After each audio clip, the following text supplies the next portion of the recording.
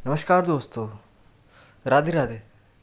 आज मैं आपको श्री कृष्ण के वो 5 जिंदा सबूत जिन्हें वैज्ञानिकों ने भी स्वीकारा है बताने जा रहा हूँ। तो बने रहे वीडियो के अंत तक। श्री कृष्ण से जुड़े कई रहस्य हैं जो आज भी दुनिया से छिपे हुए हैं। वहीं उनसे जुड़े कुछ सबूत हैं जो आज भी धरती के कुछ स्थानों पर मौजूद हैं और इस बात को दर्शाते हैं कि श्री कृष्ण की जिन लीलाओं का उल्लेख शास्त्रों में मिलता है, धर्म ग्रंथों में मिलता है, वह पूर्णतः सत्य है।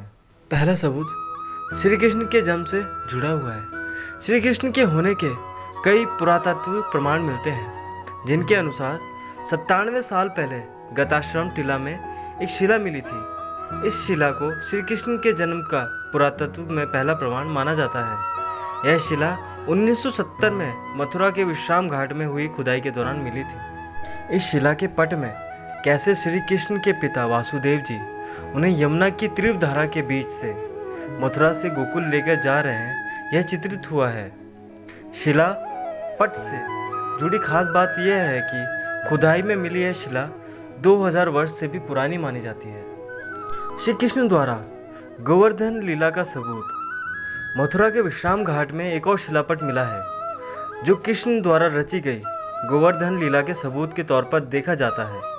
श्री कृष्ण ने गोकुल की रक्षा और इंद्र का घमंड दूर करने के लिए गोवर्धन पर्वत को अपने हाथ की सबसे छोटी उंगली पर उठाया था। इस दूसरे शिलापट में उसी घटना का चित्रण किया गया है और यह शिलापट भी 2000 वर्ष से अधिक पुराना बताया जाता है। श्री राधा कृष्ण की लीलाओं का सबूत श्री राधा कृष्ण के प्रेम को दर्शाने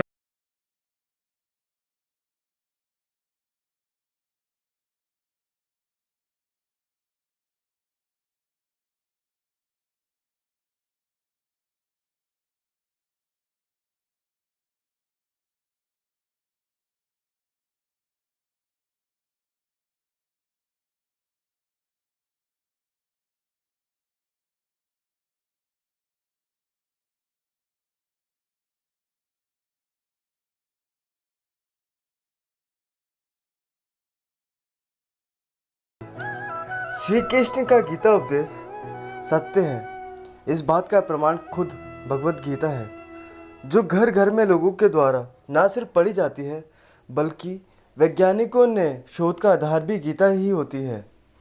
भारत में ही नहीं बल्कि अब कई देशों में गीता का पाठ पढ़ाया जाता है और इस महान ग्रंथ में छिपे वैज्ञानिक आधारों का सदोह किया जाता है।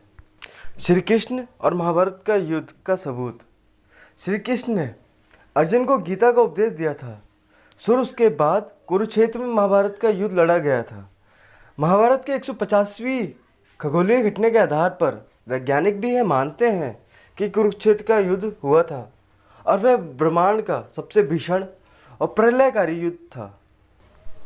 ब्रिटेन के एक वैज्ञानिक ने कई शोध करने के बाद इस बात को माना था कि कुरुक्षेत्र की भूमि जो आज भी लाल नज़र आती है वह महाभारत काल के समय से ही और महाभारत का युद्ध 22 नवंबर 376 ईसा पूर्व लड़ा गया था।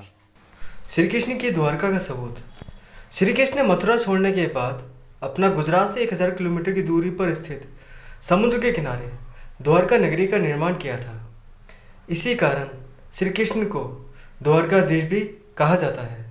अक्सर द्वारका के होने पर सवाल खड़े होते हैं, लेकिन भारतीय नौसेना और उसके पुरातन विभाग ने अपनी समुद्र की अंदर गहराई खोज के दौरान इस बात के कई साक्ष्य दुनिया के सामने रखे कि श्री कृष्ण की नगरी द्वारका आज भी समुद्र के भीतर है।